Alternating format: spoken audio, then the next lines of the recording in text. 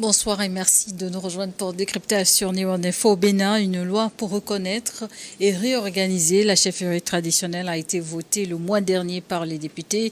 Le pays attend sa promulgation pour son application. Une partie de cette loi interdit l'implication des rois et chefs traditionnels dans les affaires politiques. En clair, ils doivent s'abstenir de toute activité politique et faire preuve de réserve et d'impartialité sous peine de sanctions. Mamadou Diouf, bonsoir et bienvenue. Merci. Bonsoir Charlotte. Et quel commentaire vous inspire cette nouvelle loi au Bénin, une loi pour réorganiser la chefferie traditionnelle, mais aussi les tenir loin des affaires politiques? Sur le principe, je trouve que c'est une très bonne chose. Parce que il faut rappeler que l'Afrique avait sa forme d'organisation. Il y avait ce pouvoir traditionnel sur place. Nous, au niveau de l'Afrique francophone, parce que c'est le cas du Bénin, quand le colon français est venu, le colon a voulu enlever une partie du pouvoir de ce roi. Il le convoquait. Devant les gens, on demandait au roi d'enlever sa coiffe devant le colon. Alors que c'est le contraire, c'est nous, on devait enlever notre chapeau devant le roi. Donc il y a ce travail qui était là, qui a été continué, il faut le dire, après les indépendances, de sorte que le roi qui ne se déplaçait pas, parce que c'est ça un roi, quand on a besoin de lui, on va vers le lui. voir, on le déplace. C'est-à-dire on est en train de diminuer son pouvoir sans le dire. Ils ont créé un autre système qui a consisté à les perfuser sur le plan financier. De sorte que le roi, en quelque sorte, est dépendant de celui qui lui envoie cet argent. Mais ça fait que quand on met ces éléments ensemble, quand le roi se mêle à des questions politiques, on peut parler de clientélisme sur le plan politique. Et c'est là où c'est intéressant de poser ce problème. Mais à mon avis, il ne faudrait pas qu'on leur demande de se taire sur la politique. Il faut faire la part des choses. Qu'ils sortent de la politique partisane. Parce qu'un roi a des sujets, et ces sujets ne sont pas censés militer tous dans le même parti politique. Donc il est normal qu'on demande au roi de ne pas aller se retrouver dans un parti politique. Mais le roi est un citoyen. Il faut que les rois prennent la parole et se prononcent sur les questions politiques à l'échelle nationale parce qu'ils ont des gens qui les écoutent et ils ont parfois une représentativité qui a plus de légitimité que la représentativité de certains responsables de partis politiques. Donc oui, pour qu'on réorganise, oui, pour qu'ils ne fassent pas une activité partisane, mais non, quand on veut les exclure totalement du champ politique, ils ont leur place sur une partie du champ politique. Justement, en Afrique, est-ce que ce serait facile de dissocier à la chefferie traditionnelle des affaires politiques? Mais ça peut se faire. Ça peut se faire parce que tout le monde sait ce que veut dire chefferie traditionnelle. C'est-à-dire quand on a laissé la chefferie traditionnelle en tant que chefferie traditionnelle, tout le monde sait ce que ça signifie. C'est devenu un problème quand on a commencé à officialiser la chefferie traditionnelle. C'est-à-dire le chef étant investi par le ministre de l'Intérieur, mais ce chef est une sorte de mandataire du ministre de l'Intérieur. On a vu même dans des pays où le pouvoir en place a décidé d'installer un chef sans respecter la méthode traditionnelle. Ce chef-là, il est contesté d'un point de vue traditionnel, mais il est officiel d'un point de vue administratif parce qu'on lui a donné son certificat en disant que c'est lui le chef. Les chefs cantons, parfois ils sont nommés par le chef de l'État. Oui, en fait, c'est différent parce que le chef traditionnel n'est pas nécessairement le chef de canton. Le chef de canton, c'est une division administrative. D'ailleurs, au Bénin, à un certain moment, quand la colonisation a voulu créer des problèmes aux chefs traditionnels, ce qu'ils ont fait, à Bomé-Calavi, où il y avait un chef connu qui coiffait tout, on a pris des princes, on les a nommés chefs de canton. C'est-à-dire une façon d'affaiblir le pouvoir traditionnel en prenant des éléments du pouvoir traditionnel qu'on a transformés en chefs administratifs, des chefs de canton qui sont sous l'ordre du colon. Donc, faut faire, c'est pourquoi j'ai dit, quand on retourne au pouvoir traditionnel tout court, le chef traditionnel, il sait c'est quoi son domaine, il sait c'est quoi ses prérogatives. C'est quand on a commencé à l'intégrer dans la gestion de l'État que les problèmes ont commencé parce qu'on en a fait une sorte de répondant au niveau de l'État.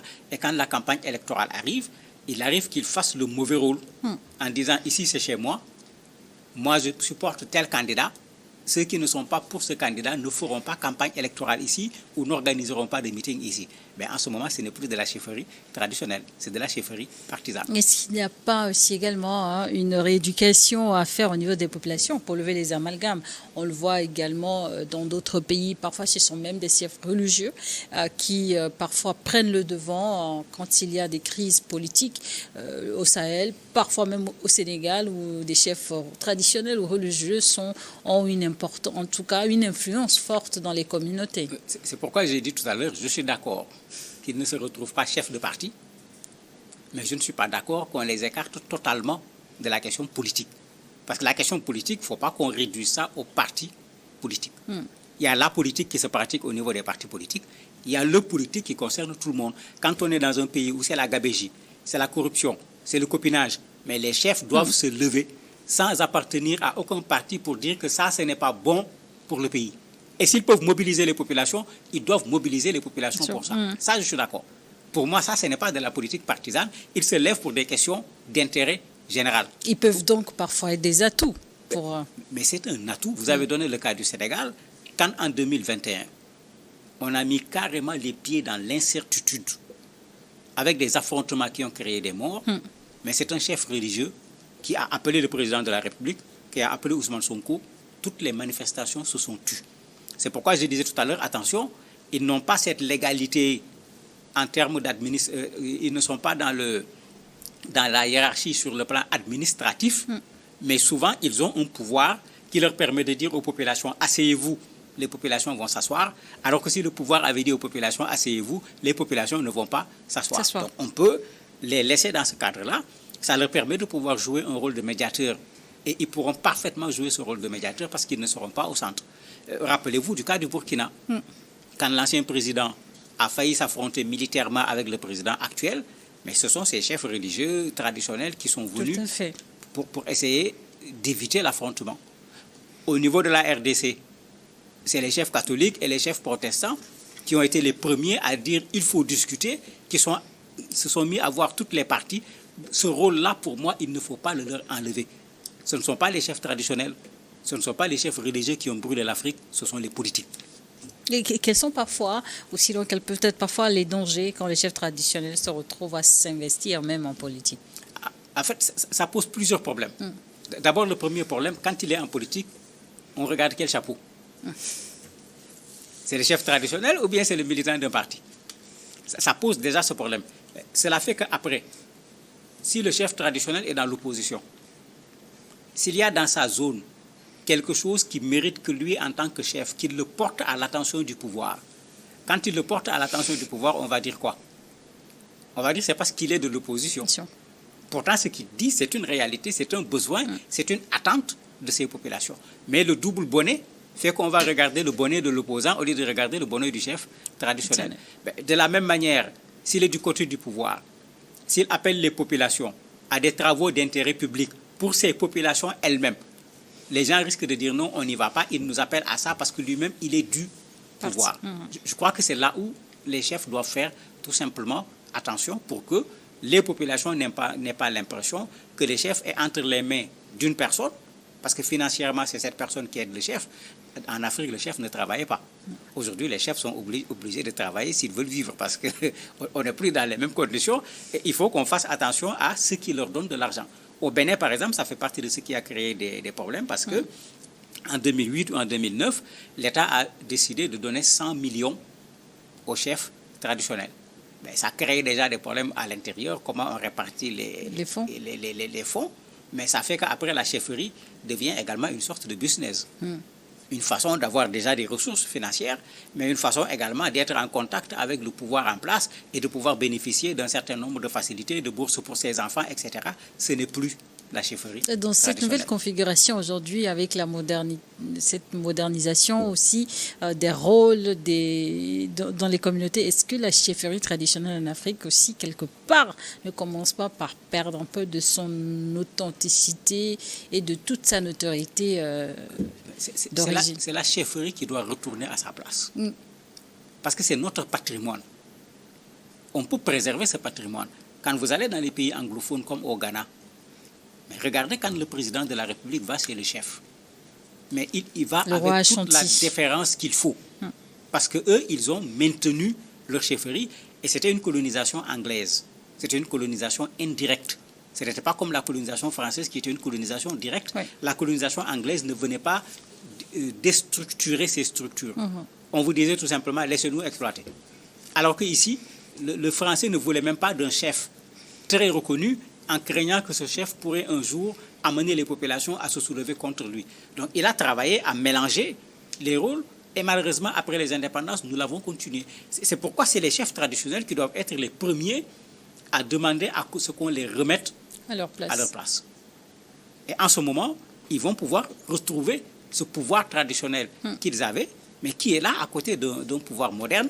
Et il va falloir créer maintenant des liens entre ces deux pouvoirs, sans que ça ne soit des liens de domination, de soumission ou de clientélisme politique. Et justement, et dans un pays tel que le Bénin, un pays de chefferie, quels peuvent être les avantages de faire aujourd'hui, d'observer ce distinguo? Pour ceux qui ont suivi les dernières campagnes électorales au Bénin, mais vous voyez les chefs. Au Bénin, il y a eu plusieurs épisodes au Bénin. Après les indépendances, on a continué ce qui se passait avec la colonisation. Oui. Des chefferies qu'on transformait en instruments administratifs indirectement. Il y a eu une parenthèse quand même avec le président Kirikou pendant qu'il faisait sa révolution marxiste. On avait considéré les chefs traditionnels, mais comme de la féodalité, dans le sens marxiste du terme, comme des gens réactionnaires qui ne permettaient pas au pays de pouvoir évoluer. Et ils avaient essayé de créer des chefs révolutionnaires, parmi lesquels il y avait une dame qui était même députée au niveau du Parlement, mais elle aussi, elle passait à côté parce que le chef n'a pas à devenir marxiste, révolutionnaire. Ça revient au même que quand le chef adhère à un autre type de parti politique. C'est avec la conférence nationale qu'ils avaient recommencé à redonner de la valeur à la chefferie traditionnelle. Mais vous connaissez les politiques, ils sont allés trouver les chefs jusque dans leur retranchement pour les remettre encore sur le champ politique. C'est les chefs qui doivent prendre cette hauteur. Au Sénégal, par exemple, ces chefs religieux dont on parle le plus souvent, mais ils reçoivent l'opposition et le pouvoir de la même façon. Et la télévision vient montrer qu'ils ont reçu tout le monde et il tient un discours que tout le monde entend.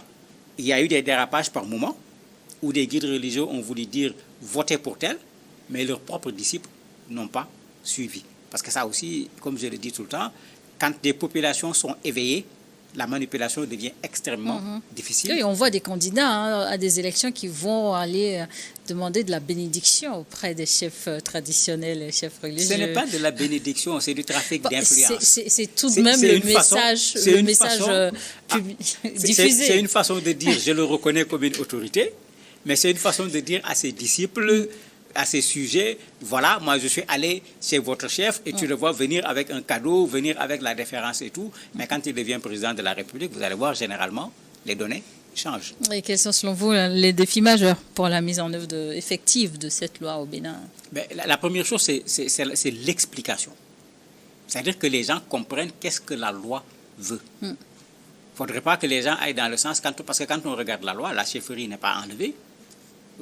On n'a pas enlevé le fait que l'État puisse appuyer les chefs traditionnels, mais quand on regarde les espaces de pouvoir sont désormais délimités. Voilà, il faut pouvoir délimiter ces espaces de pouvoir, mais surtout il faut pouvoir expliquer pour que l'on sache que voilà ce que le chef traditionnel peut faire, que les populations elles-mêmes aussi ne viennent pas demander au chef traditionnel de sortir de ses prérogatives. Oui. Que le pouvoir également ne vienne pas demander au chef traditionnel de sortir de ses prérogatives. Et ça demande une très forte sensibilisation. Et c'est ça qui va rendre aux chefs traditionnels leur pouvoir, s'ils sont intéressés aujourd'hui par leur pouvoir, parce qu'il faut le dire, actuellement, leur pouvoir est réduit, parce que le vrai pouvoir, tout le monde sait qui le détient dans nos pays. Est-ce que la loi pourrait influencer néanmoins la manière dont les chefs traditionnels exercent leur pouvoir, ou sinon l'exerceront désormais au Bénin? Oui, mais il y aura une influence, parce qu'au Bénin, tout le monde est d'accord que pendant la campagne électorale, ces chefs traditionnels jouaient un rôle important dans la mobilisation, par exemple, des populations. Mais s'ils ne se mêlent plus à cette campagne électorale en tant que partisans, il y a un travail de mobilisation qui doit être fait par d'autres. Et les partis vont devoir prendre en ce moment leurs responsabilités. Quand je dis les partis, c'est aussi bien le pouvoir que l'opposition. Parce que quand on dit chefferie, dans les pays, vous verrez des chefferies qui sont plus proches du pouvoir, vous verrez des chefferies qui sont plus proches également de l'opposition. Parce que même nos chefs traditionnels aujourd'hui, vous en avez qui sont allés étudier en France, qui ont des doctorats et autres, parce qu'ils sont devenus chefs traditionnels, ils ont changé leur accoutrement, ils parlent la langue nationale du pays, mais attention, ce sont des universitaires. Moi, je préfère ceux-là quand ils assument également leur statut d'universitaire en ne se faisant pas manipuler ni par le pouvoir ni par l'opposition. Mais de plus en plus, les gens sont là à la quête des biens, qu'ils soient chefs ou politiques, et ça a mélangé tous les rôles dans nos sociétés le plus souvent. Merci, Mamadou Diouf. Merci d'avoir répondu à notre invitation. Merci à vous également de nous avoir suivis sur Neo Info.